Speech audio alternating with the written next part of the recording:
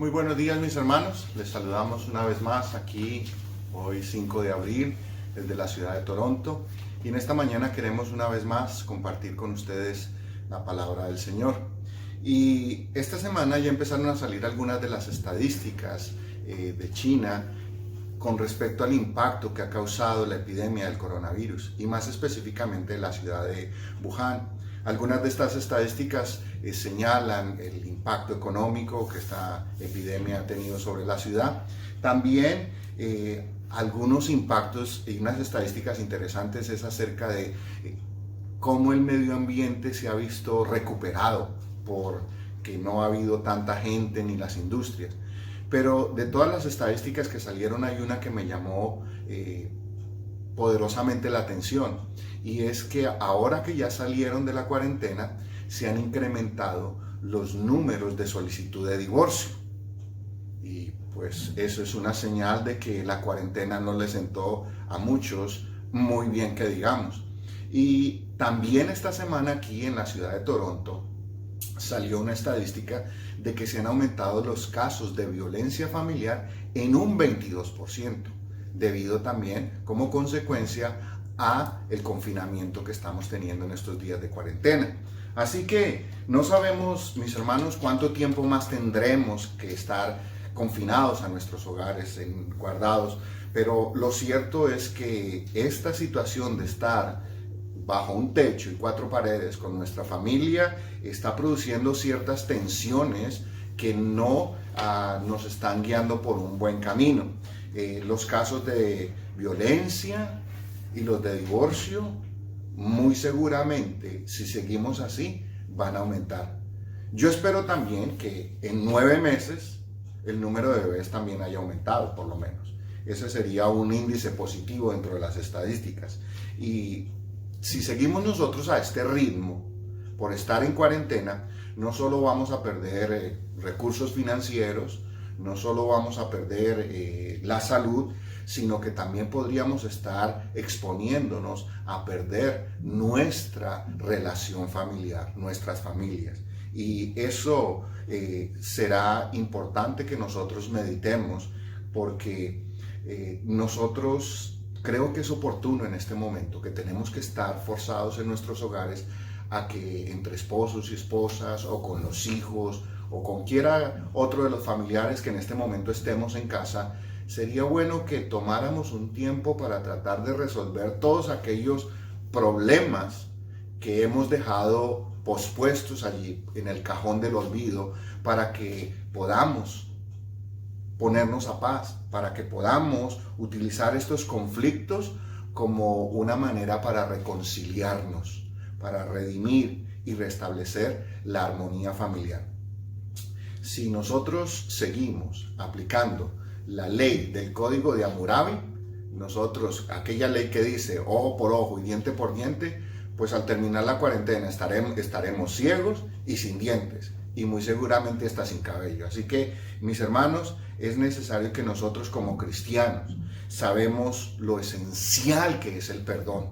Y por esa razón es que el Espíritu Santo vino a nuestras vidas y nos convenció de que necesitábamos ponernos a paz con Dios, que nuestra relación estaba rota por el pecado y que la única manera era reconciliarnos con Dios, venir a los pies de Cristo y confesar nuestras culpas y restablecer nuestra relación.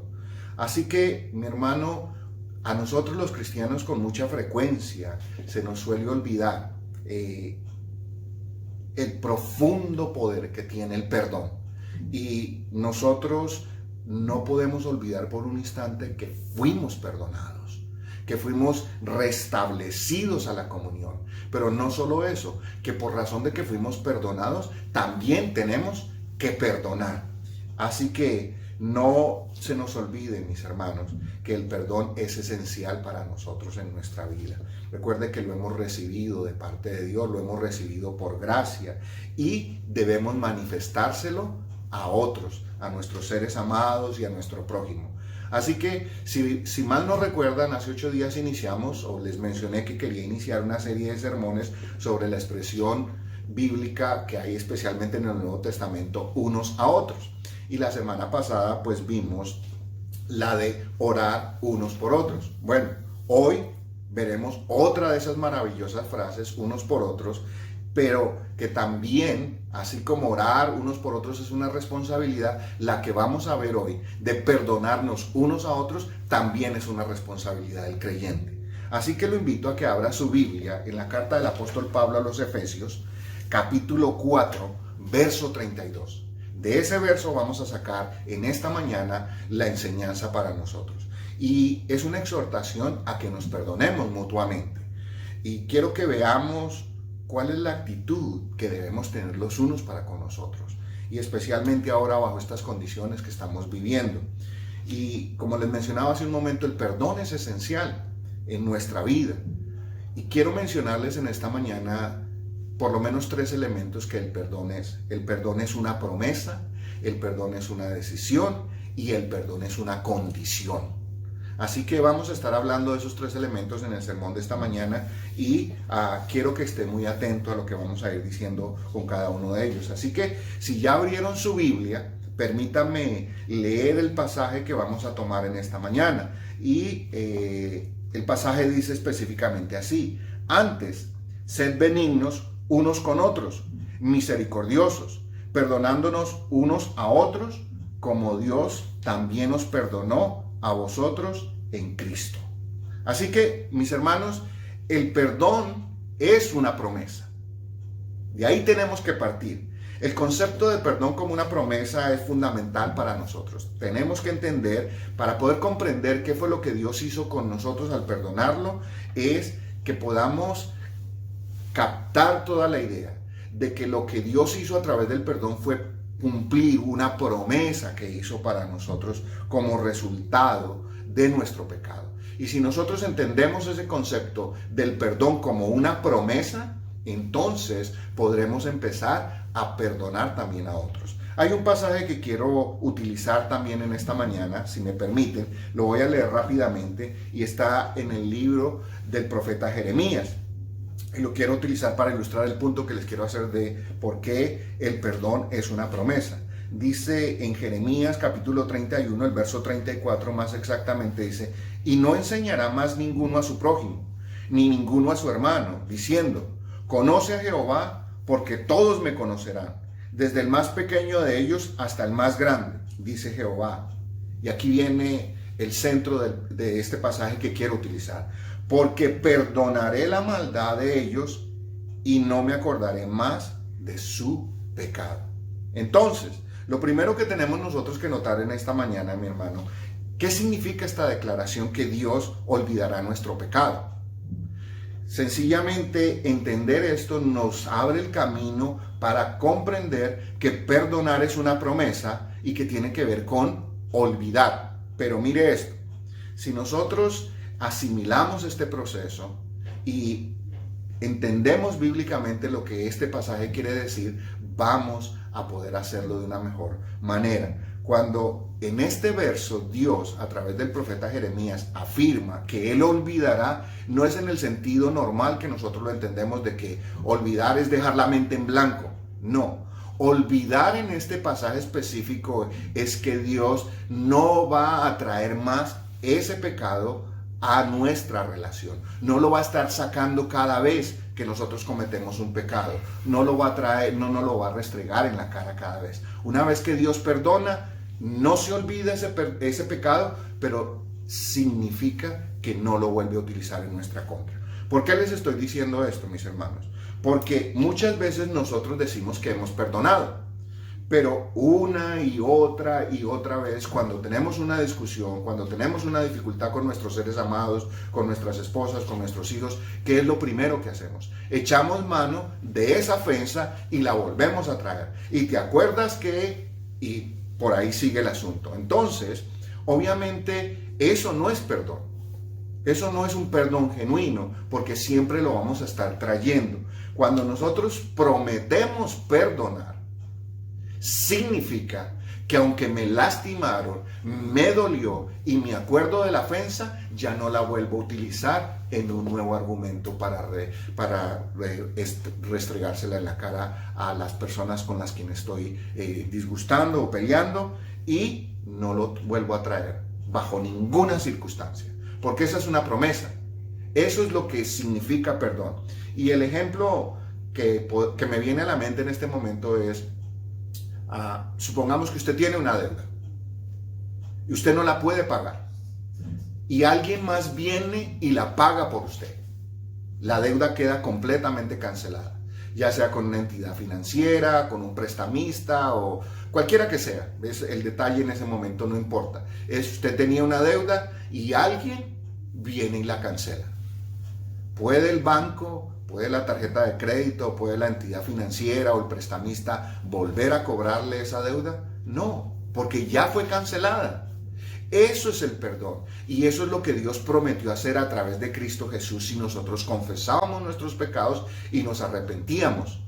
Alguien más pagaría por ellos. ¿Quién pagó por nuestros pecados? Cristo Jesús. Y es así como funciona. Nuestra deuda fue totalmente cancelada y como ya fue cancelada, Dios no nos la vuelve a traer a memoria. Y es como usted y yo debemos hacer y tratar de manejar nuestras situaciones con nuestros seres amados. No es reservando ni guardando, es que tú hace 10 años, es que hace 5 años, es que hace 20 años el día de mi aniversario, es que el día de mi cumpleaños. ¿Cuánto pasó? ¿Meses, años o días? ¿Y todavía estamos trayendo eso? Ya no lo podemos traer si verdaderamente queremos perdonar, si queremos hacerlo como Dios lo hace. Así que una de las palabras que creo que estamos familiarizados muchos de nosotros es la palabra que Jesús utilizó en la cruz, tetelestai, consumado es, está pago por completo, mi hermano. Entonces, por esa razón, el perdón es una promesa. Dios hizo una promesa que si nosotros nos arrepentíamos, Él nos iba a perdonar y no iba a volver a traer eso en cara a nosotros. Así que nosotros ahora que tenemos la posibilidad de sentarnos con nuestros seres amados y empezar a tratar de resolver nuestros problemas, lo primero que tenemos que hacer es reconocer que el perdón es una promesa que hacemos. ¿De qué? De no volver a traer lo pasado a nuestra relación.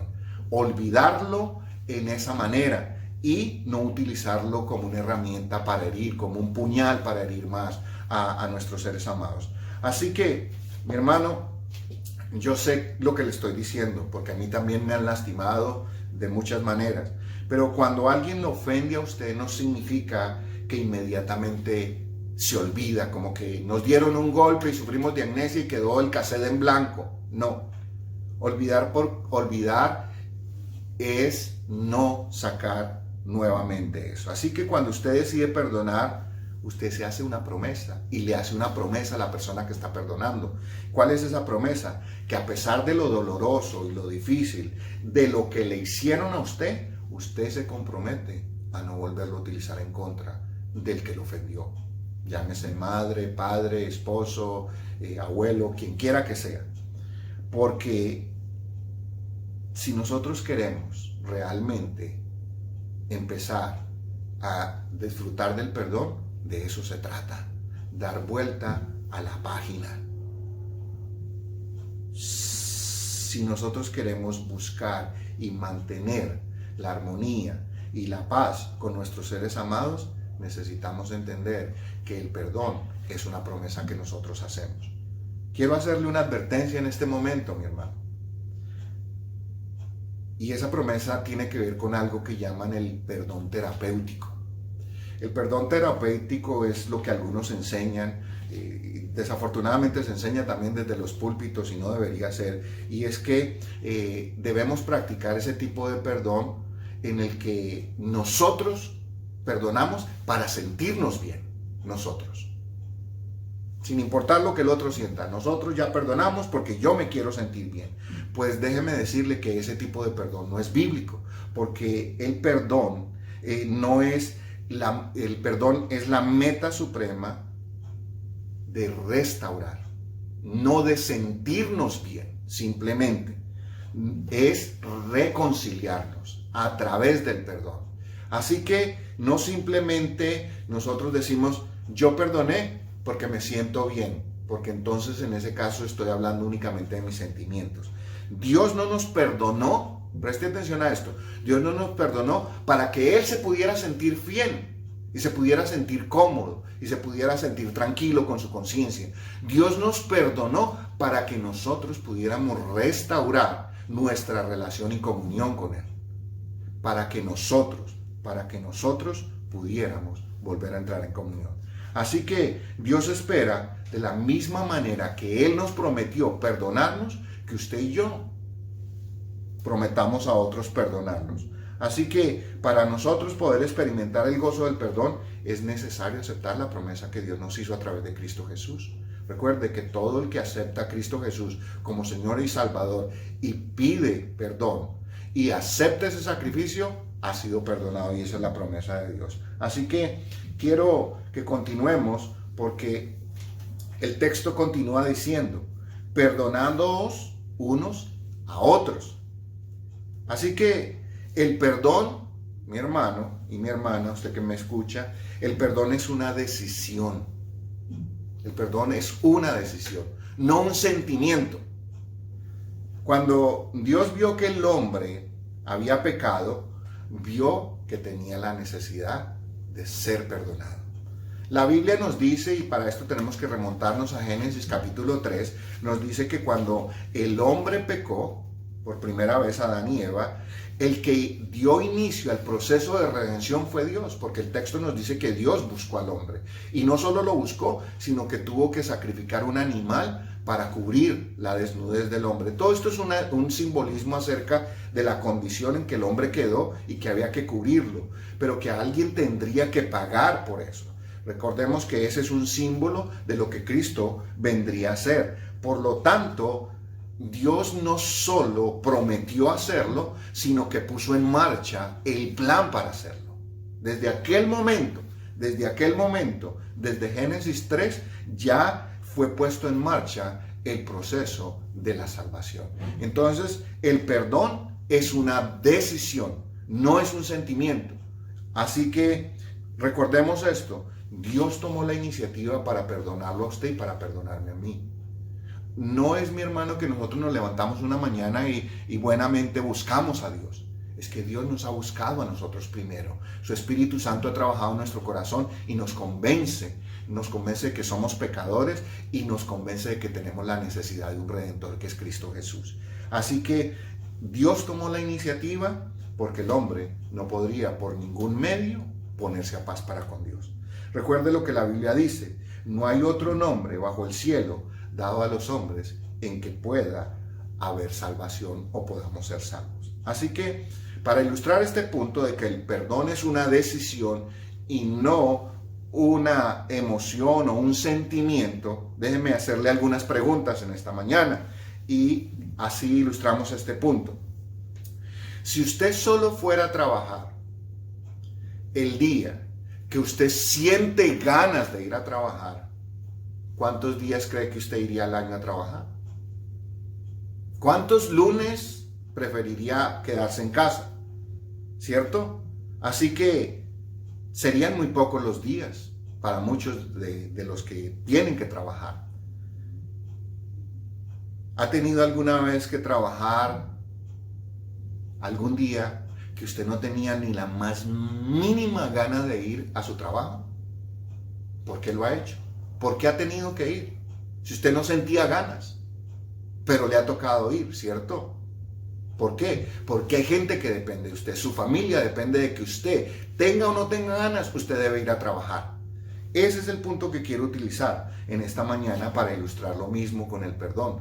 El perdón no es algo que sentimos y esperamos a que nos nazca, a que lo sintamos en el corazón. Por eso no es un sentimiento, es una decisión. El perdón tenemos que tomar la alternativa de buscarlo, de ponernos en movimiento y ir a ponernos en paz. ¿De qué le sirve a usted, mi hermano, que un día usted se levante con muchas ganas de ir a trabajar? Tiene el corazón que no le cabe de la alegría para irse a trabajar. Es más, la noche anterior casi que ni pudo dormir por irse a trabajar. Pero al final decide no ir. ¿De qué le sirvió el sentimiento? Para absolutamente nada. Así que nosotros comúnmente nos referimos al perdón como un sentimiento. y por lo tanto escuchamos a algunos que decir que todavía no siento que deba perdonarlo o no siento que pueda perdonar a X o Y persona por lo que me hizo. Cuando lo sienta, lo voy a perdonar. Le tengo malas noticias, nunca lo va a sentir, porque el perdón no es un sentimiento, el perdón es una decisión que usted y yo tomamos. Así que algunos misteriosamente de pronto sienten ese deseo, ese sentimiento de ir a perdonar a alguien cuando está en el lecho de muerte. ¿Por qué los seres humanos somos tan insensatos? ¿Por qué tenemos que esperar para restaurar nuestra relación con alguien cuando está en el borde de la muerte? O cuando somos nosotros los que tal vez estemos allí. Solo quiero que piensen esto. Tal vez en este momento hay muchas personas con las que usted tenga conflictos y no sabemos a ciencia cierta, mi hermano, si cuando termine esta epidemia, ellos o nosotros estaremos vivos para podernos reconciliar. Así que yo le aconsejaría que no espere a que lo sienta, sino que de una vez tome el teléfono y empiece a ponerse en paz, porque esto es una decisión. Esto es una decisión que usted tomamos. En la Biblia, mi hermano, en ninguna parte menciona que perdonar es un sentimiento o que tenemos que esperar a que lo sintamos. No, por el contrario, perdonar es una decisión que requiere acción de nuestra parte. Para recibir el perdón de pecados, usted no solo anhela que Dios lo perdone. Usted no se sienta cómodo en el sofá y dice, ay, si Dios me perdonara. ¿Cómo anhelo que Dios me perdonara? No, no es solo anhelando, es doblando nuestras rodillas, viniendo delante de Dios y pidiéndole que tenga misericordia. Y Él cumplirá la promesa y entrará en acción para perdonarnos, porque esa es una decisión que Dios ha tomado en su sola potestad. Así que nosotros suplicamos y Dios, ¿qué hace? Actúa inmediatamente. El perdón no va a surgir en su corazón ni en el mío de manera espontánea, porque no somos esa clase de individuos. Somos una raza caída que nuestro corazón está contaminado y no vamos a hacerlo por naturaleza, ni de manera espontánea, ni cuando nos sintamos cómodos. ¿Sabe por qué? Porque la tarea, el trabajo de perdonar no es una tarea fácil, especialmente si somos nosotros a los que nos han ofendido. No vamos a emprender esa tarea con gusto y con entusiasmo. ¡Qué alegría! Mañana voy a ir a perdonar a fulano de tal que me ofendió. No. Por eso sencillamente tenemos que empezar esta tarea, porque es una tarea que cuesta hacer. Es una tarea para la cual tenemos que pedir la ayuda del Espíritu Santo para que nos ayude. Porque recuerde esto, que si el Espíritu Santo no nos ayuda en esta tarea, usted y yo no tomaremos nunca la decisión. Así que le pido por favor que perdone, que piense en esto, que depende de usted tomar la decisión de iniciar un diálogo con su esposa en este momento, de iniciar un diálogo con sus hijos en este momento, si están en casa, o tomar el teléfono y llamarlos y decirle, quiero que arreglemos nuestra situación, para que cuando todo esto termine, podamos finalmente recuperar nuestra relación. Así que solo quiero que usted piense que una ofensa al prójimo es primeramente una ofensa a Dios. ¿Ve lo que esto significa? A veces pensamos que ofender a alguien o lastimar a alguien solo implica que yo lastimé a mi esposa o a mis hijos o a mi madre o a mi padre o a mi hermano. Resulta que cuando ofendemos a nuestro prójimo, ofendemos primeramente a Dios. Y nosotros tenemos que ponernos a trabajar en esto. Así que perdonar no es un sentimiento, es una decisión. Y cada uno de nosotros tomamos voluntariamente esa decisión. ¿Con qué propósito? Con el propósito de restaurar y restablecer la comunión que el perdón ha quebrantado. Y eso está en sus manos y en las mías. Así que volvamos al texto. Dice, perdonándonos o perdonaos, leámoslo bien en la Reina Valera, como dice, utilizando el castellano antiguo, perdonándoos unos a otros, como Dios también os perdonó a vosotros en Cristo. Entonces, ¿qué hemos visto hasta aquí? Que el perdón es una promesa y que el perdón es una decisión y no un sentimiento. Ahora que vamos a ver que perdonar es una condición para poder ser perdonados. ¿Ve lo que acabo de decir? Es una condición que está allí puesta para que nosotros podamos ser perdonados. Jesús nos enseñó un principio fundamental que resalta la importancia de por qué debemos perdonar a los demás.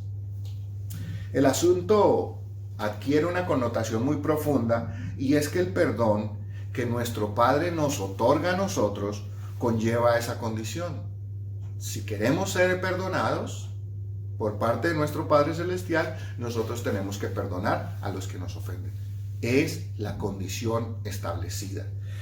Para muchos de nosotros, recordemos que Jesús también nos enseñó este principio a través de lo que nosotros comúnmente conocemos como el Padre Nuestro.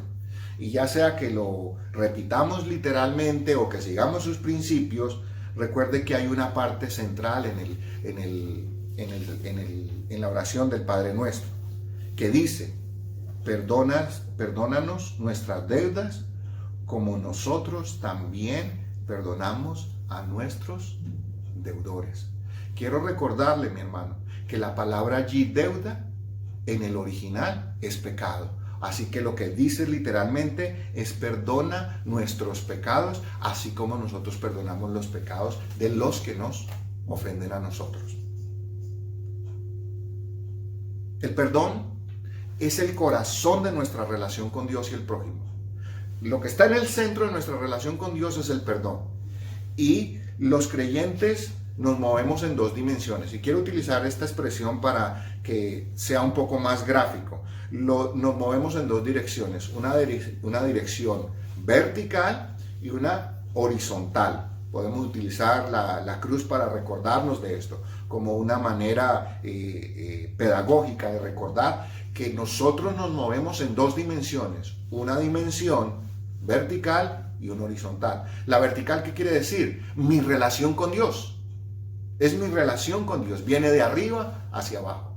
Entonces, para yo poder tener una relación vertical, correcta y adecuada con Dios, es solamente a través del perdón que Él nos ofrece y nos prometió a través de Cristo Jesús. Solo cuando mi relación vertical está correcta, entonces es que puedo tener una relación horizontal adecuada. La relación horizontal entonces quiere decir que ¿qué? Es mi relación con mi prójimo. Y mi prójimo empieza con mis seres amados, luego mis amigos y todos los seres humanos a nuestro alrededor. Así que aquí se forma algo interesante, mi hermano. Y es que se convierte como en un círculo que no tiene ni principio ni fin. Y es que lo pone Dios de esta manera: si queremos ser perdonados, nosotros tenemos que perdonar. Si queremos ser perdonados, nosotros tenemos que perdonar. Así que, mi hermano, si usted y yo queremos estar en paz con Dios, necesitamos estar en paz con nuestro prójimo. Y si queremos estar en paz con nuestro prójimo, necesitamos estar en paz con Dios. Ambas son indispensables. No se puede la una sin la otra. Así que no es posible que yo pueda tener mi relación vertical con Dios bien, pero me lleve mal con mi prójimo.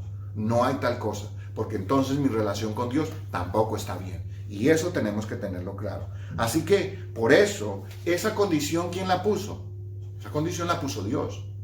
No la pusimos los predicadores, no la pone usted, no la pongo yo como esposo, ni como hermano, ni como hijo, ni como padre, ni como nada. Esa condición la puso Dios.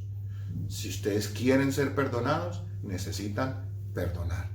Son palabras de Jesús. Así que cada uno de nosotros debemos entender que el perdón entonces es ¿qué? El perdón es una promesa, el perdón es una decisión, no es un sentimiento, y el perdón es una condición para poder ser perdonados. Así que nosotros, con la ayuda del Espíritu Santo y por medio del sacrificio de Cristo Jesús en la cruz del Calvario, podemos recibir el perdón de nuestros pecados y de la misma manera podremos perdonar a otros. Para acercarnos ya al final de nuestro mensaje en esta mañana, quiero que pensemos en esto, que una de las palabras más poderosas que nosotros podemos pronunciar o que nos pueden decir a nosotros son: ¿te perdono o me perdonas? Déjeme preguntarle, ¿alguna vez ha estado en una situación en la que usted conscientemente ha cometido una falta, la reconoce, se arrepiente y se acerca a aquella persona a la que ha ofendido, ha lastimado y le dice de todo corazón: ¿me perdonas? Y esa persona dice: te perdono porque te amo, porque mi amor por ti es mayor que la ofensa que me hiciste. ¿Cómo se siente usted? ¿Qué siente en su corazón? ¿Siente alivio, siente gozo, siente alegría? Pues eso es lo que produce el perdón, mi hermano. El saber que aquello que nos separaba ahora ya no está más, que el perdón lo ha eliminado y entonces podemos reiniciar nuestra relación. ¿Cómo se sintió usted, hermano, el día que finalmente comprendió y entendió que Dios le había dicho: te perdono? Ese es el día de mayor gozo para todos nosotros, saber que nuestros pecados fueron perdonados, que a Dios le costó la vida de su precioso Hijo, que pagó el precio más alto para que nuestra relación volviera a entrar en comunión. Creo que ya se ha empezado a dar cuenta hacia dónde quiero terminar, el poder que hay detrás de estas dos palabras: ¿me perdonas o te perdono? Dependiendo de qué lado estemos. El perdón es un acto supremamente poderoso, hermano. Así como la palabra también es poderosa, pero en una dirección totalmente opuesta a la del perdón. El pecado tiene un poder destructivo, rompió nuestra relación con Dios, quebrantó a toda la humanidad. Pero el perdón restaura, tiene un poder todavía mayor, y es que restaura la relación de Dios con el hombre y nos une en ese vínculo inquebrantable del amor. El perdón solo tiene poder, mi hermano, y esta es la última advertencia que quiero hacerle. El perdón solo tiene poder si es real. De lo contrario, no es más que una farsa y un convencionalismo que nada nos resuelve. Cuando los esposos a veces están discutiendo y no quieren seguir discutiendo, a veces dicen: bueno, mi vida, perdóname. Pero ese perdón es falso, esa petición de perdón es ridícula. ¿Por qué? Porque simplemente lo está haciendo como una salida de escape a una discusión para no seguir en el argumento, pero no lo está diciendo de corazón. El perdón, el decir perdón, no restaura nada si se dice superficialmente. El perdón tiene que ir acompañado de una acción clara y decidida que se base en el amor y en el deseo de restablecer la relación. El poder espiritual que Dios nos permite experimentar en el perdón en nuestras propias vidas y que ahora se manifiesta de forma tangible en otros. Una ilustración breve. Imaginémonos que tenemos un carro deportivo muy veloz, tiene, qué sé yo, 500 caballos de fuerza, no sé si eso es posible, pero en fin, hay carros muy veloces, y fuera capaz de alcanzar grandes velocidades. Pero si yo nunca me subo a él, nunca enciendo su motor y nunca lo conduzco a velocidad, nunca podré experimentar el poder que ese motor tiene. ¿No? Puede estar ahí, lo tiene, pero no lo puedo experimentar. Bueno, pues el perdón es muy parecido a eso. Todos lo tenemos, sabemos que existe, sabemos que es el perdón, pero si no lo utilizamos, si no lo ponemos en marcha en mi relación con Dios y con mi prójimo, nunca me servirá para nada. El verdadero poder del perdón está al alcance de su corazón, mi hermano. Está en su corazón. Y solo usted tiene la llave, nadie más. Solo usted tiene la llave para encender ese motor del perdón. Ni siquiera Dios lo va a hacer por usted. Eso lo tenemos que hacer usted y yo. Así que le recuerdo una vez más, el perdón es una promesa, es una decisión, no un sentimiento, y es una condición para poder ser perdonados. Un cristiano que perdona y es perdonado mantiene un gozo que nada ni nadie le puede quitar. Nadie le puede arrebatar de su corazón. Por eso quiero repetir la frase que utilizamos hoy en el sermón: perdonándonos unos a otros. y disfrutemos del gozo y la alegría de estar en paz con Dios y con nuestro prójimo. El perdón es esa gracia de Dios sobre los pecadores. Nosotros los que hemos recibido a Cristo sabemos lo que se siente ser perdonado. Los que lo hemos recibido como Señor y Salvador ya disfrutamos de esa bendición. Pero recuerde que se nos exhorta a nosotros a dar de gracia lo que también hemos recibido de gracia. ¿Y qué recibimos de gracia? El perdón de nuestros pecados. Y debemos dárselo. Así que también es cierto que nadie puede dar de lo que no ha recibido. Así que para aquellos que me escuchan y que todavía no han experimentado el perdón de Dios, le tengo buenas noticias en esta mañana, mi hermano. El Señor está dispuesto a otorgarles el perdón, porque Él lo prometió, que todo aquel que se arrepienta, Él lo perdonará.